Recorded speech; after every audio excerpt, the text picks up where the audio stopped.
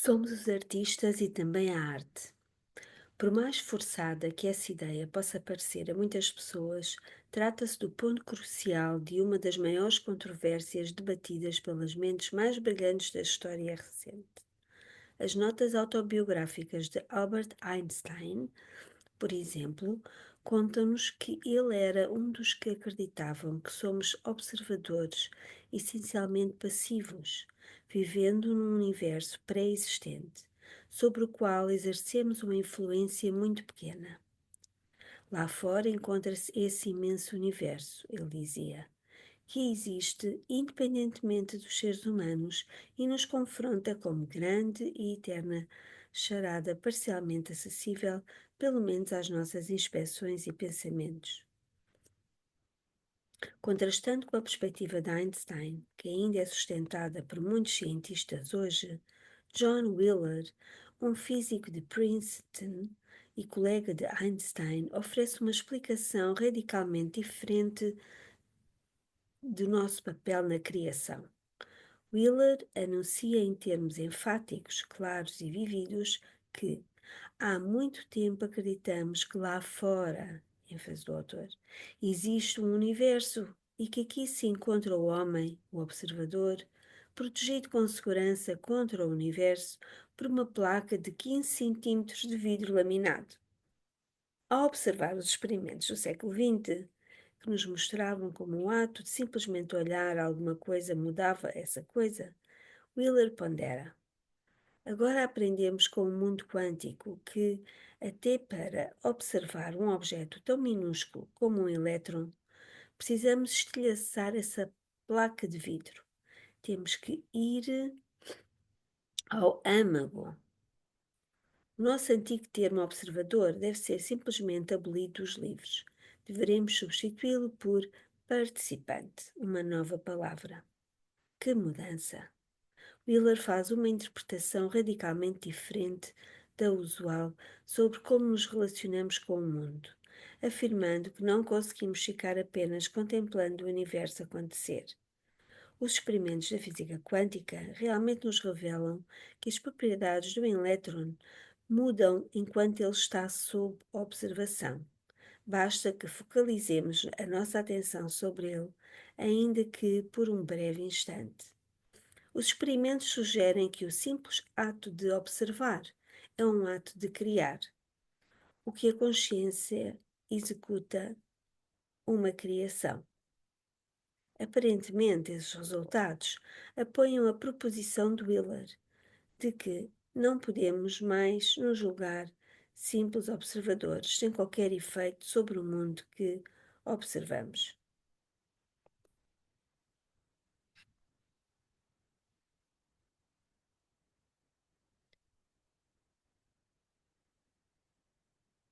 O pensamento de que, durante o breve período da nossa existência, estamos participando da criação, em vez de estarmos simplesmente passando pelo universo, exige uma nova percepção do que é o cosmos e como ele funciona.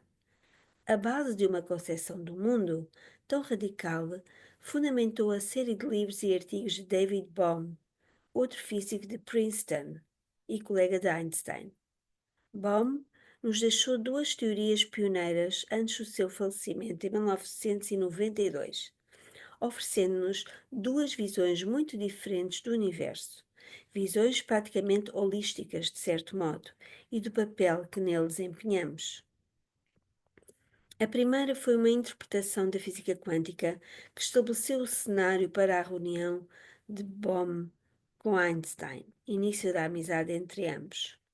Foi essa a teoria que abriu a porta Bohm, para o que Bohm chamou de operação criativa de fundamentação dos níveis da realidade.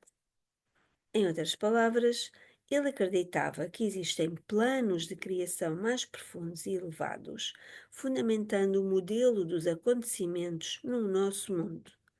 O nosso mundo físico origina-se desses níveis mais subtis da realidade. Sua segunda teoria explicava o universo como um sistema único e unificado da natureza, conectado de maneiras nem sempre muito óbvias. Durante os seus primeiros trabalhos de Lawrence Radiation Laboratory, atualmente Lawrence Livermore National Laboratory, da Universidade da Califórnia, Bohm teve a oportunidade de observar pequenas partículas de átomos num estado gasoso, especial conhecido como estado de plasma. Ele descobriu que as partículas nesse estado de plasma não se comportam como as unidades que usualmente consideramos autónomas. Comportam-se mais como se estivessem interligadas entre si, como se fossem parte de uma existência maior. Esses experimentos lançaram a fundação para o trabalho pioneiro pelo qual Bohm provavelmente é mais conhecido, o seu livro de 1980, Wholeness and the Implicate Order. Nessa obra modificadora de paradigmas, Bohm sugere que se pudéssemos ver o universo inteiro de um ponto de vista mais elevado, todos os objetos do nosso mundo apareceriam como projeções de coisas que estariam acontecendo noutro ambiente fora do nosso campo de observação. Ele vislumbrou o que podemos e o que não podemos ver como expressões de um universo mais amplo, de uma ordem universal maior. Para distinguir entre as duas situações, ele chamou esses dois reinos de implicado e explicado. Tudo o que podemos ver e tocar e que aparece individualizado no nosso mundo, tais como as rochas, os oceanos, as florestas, os animais e as pessoas, são exemplos da ordem explicada da criação.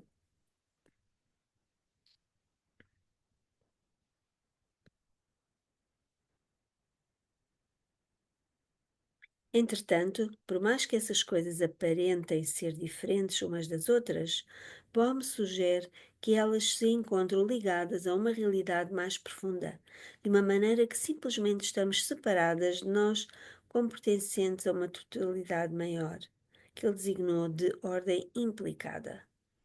Para descrever a diferença entre o implicado e o explicado, Bohm fez uma comparação com o que ocorre num curso de água.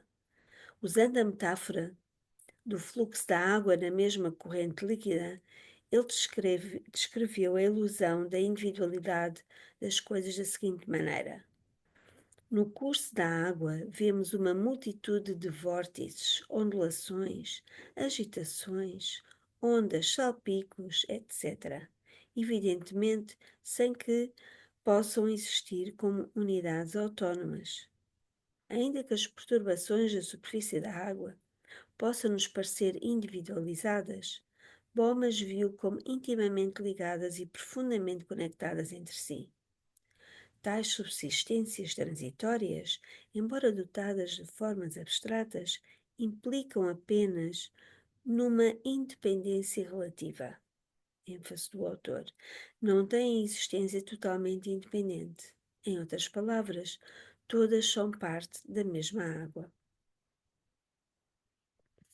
Bohm fez uso de tais exemplos para descrever a sua percepção do universo e de tudo o que ele contém, incluindo-nos também, o que efetivamente pode ser parte de um grande padrão cósmico, no qual todas as partes são igualmente compartilhadas entre si. Englobando tal visão unificada da natureza, ele declarou simplesmente que o melhor nome para essa nova introvisão talvez seja totalidade indivisa em movimento, eluente. Na década de 1970, Bohm ofereceu uma metáfora ainda mais clara para descrever como o universo pode ser pensado como um todo disperso, ainda que indivisível. Refletindo sobre a natureza interrelacionada da criação, ele se convenceu mais ainda de que o universo funciona como um grande holograma cósmico. Em um holograma, cada parte de qualquer objeto representado contém a totalidade do objeto, com a única diferença de estar em menor escala. Aos leitores não familiarizados com o conceito de holograma, sugerimos consultar o capítulo 4 para uma informação mais detalhada. De acordo com a perspectiva de Bohm, o que hoje percebemos como o nosso mundo é a projeção de algo ainda mais real e que se passa num nível mais profundo do processo criativo. O original é o que se encontra no nível mais profundo e o do universo não manifestado, implicado. Nessa visão do como em cima, em baixo, e como dentro, assim fora, os padrões encontram-se contidos no interior dos padrões, completos dentro e fora de si mesmos, diferindo apenas quanto à escala. A simplicidade elegante do corpo humano oferece-nos um belo exemplo de holograma, já do nosso conhecimento. O DNA de qualquer parte do corpo contém o nosso código genético. A totalidade do padrão do DNA por todo o restante do corpo, independentemente da proveniência do código. Seja uma amostra de cabelo, da unha ou do sangue, o padrão genético faz-nos ser quem somos, estará sempre contido no código e será sempre o mesmo. Assim como o universo muda constantemente do implicado para o explicado, o fluxo do não visto para o visto é o que constrói a dinâmica da criação. É essa natureza constantemente mutável da criação que John Wheeler tinha em mente quando descreveu o universo como participativo, isto é, inacabado e continuamente respondendo à consciência. É interessante observar que é esse precisamente o modo pelo qual o mundo funciona, de acordo com a sabedoria das tradições antigas. Desde os antigos escritos védicos indianos, que alguns estudiosos acreditam datar de 5.000 anos antes de Cristo, aos manuscritos do Mar Morto, de 2.000 anos de idade, as ideias convergem para a sugestão de que o mundo não passa de um espelho de coisas que acontecem em outro domínio mais elevado, ou numa realidade mais profunda. Por exemplo, ao tecer considerações sobre novas traduções de fragmentos dos manuscritos do Mar Morto, conhecidos como Canções do Sacrifício de Sábado, os seus tradutores assim resumem o conteúdo. O que acontece na Terra não é mais do que um pálido reflexo de uma realidade mais ampla e definitiva. Tanto a teoria quântica como os textos antigos nos levam a concluir que nos mundos invisíveis criamos o projeto dos relacionamentos, carreiras, êxitos e fracassos do mundo visível. A partir dessa perspectiva, a matriz divina funciona como grande cenário cósmico que nos permite perceber a energia não física das nossas emoções e crenças, a nossa raiva, o ódio e fúria, bem como o nosso amor, a misericórdia e a compreensão, projetadas no meio físico da vida. Assim como uma tela de cinema mostra sem avaliar qualquer imagem que tenha sido filmada, a matriz aparentemente nos fornece uma superfície não tendenciosa para as nossas experiências e crenças interiores, a serem vistas no mundo. Algumas vezes conscientemente, mas muitas vezes sem perceber, mostramos as nossas crenças mais verdadeiras acerca de qualquer assunto por meio dos nossos relacionamentos, desde a compaixão até à traição. Em outras palavras, somos como artistas que expressam as suas paixões, medos, sonhos e desejos mais profundos por meio da essência viva de uma misteriosa tela quântica. Entretanto, contrariamente a uma tela convencional de pintura, que existe apenas num lugar, em um dado momento, a nossa tela é feita da mesma coisa que constitui as coisas. Está em toda a parte e sempre encontra-se presente. Levemos a analogia da tela do pintor um passo adiante. Tradicionalmente, os artistas estão separados das suas obras e usam os seus instrumentos para consubstanciar uma criação íntima por meio de uma expressão exterior. Entretanto, no interior da matriz divina, a separação entre o artista e a sua arte desaparece. Somos a tela, mas também as imagens nela colocadas. Somos os instrumentos, mas também o artista que deles faz uso. A simples ideia de criarmos de dentro da nossa criação faz-nos lembrar um dos desenhos animados do Walt Disney, comuns nas televisões preto e branco Na década de 1950 e 1960. Primeiramente, víamos a mão de um artista não identificável rabiscando num bloco de desenho um personagem bem conhecido, como por exemplo o Mickey Mouse. A imagem, uma vez concluída, subitamente era animada e ganhava vida. O Mickey começava então a criar os seus próprios desenhos e rabiscava outros personagens de dentro do próprio esboço. Repentinamente, o artista original não era mais necessário e saía da pintura, literalmente. Mika e os companheiros assumiam a sua própria vida e personalidade e a mão não era mais visível em parte alguma. Enquanto todos na casa do faz de contas estivessem dormindo, toda a cozinha era uma alegria só. O açucareiro dançava com o saleiro, a xícara confraternizava agitadamente com a manteigueira, os personagens já não tinham nenhuma ligação com o artista. Ainda que essa descrição possa ser considerada uma simplificação excessiva do funcionamento da matriz divina, ela é útil para ancorar a nossa concepção, o subtil e abstrata de sermos criadores, criando de dentro de nossas criações.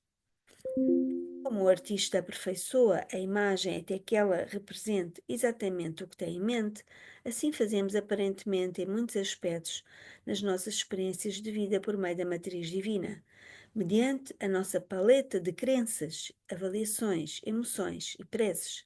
Nós nos colocamos em relacionamentos, empregos e situações de apoio e deslealdades ocorridos com vários indivíduos em diversos lugares. Ao mesmo tempo, essas pessoas e situações muitas vezes nos parecem insistentemente familiares. Tanto como indivíduos como em conjunto, compartilhamos as nossas criações de vida interior por meio do ciclo incessante dos momentos que se sucedem, dia após dia, continuamente. Como esse conceito é belo, bizarro e poderoso. Como o pintor que usa sem parar a mesma tela, uma vez seguida de outra, na busca pela perfeita expressão de uma ideia, podemos nos ver como perpétuos artistas, construindo uma criação que sempre muda sem nunca terminar. As implicações de estarmos cercados por um mundo maleável.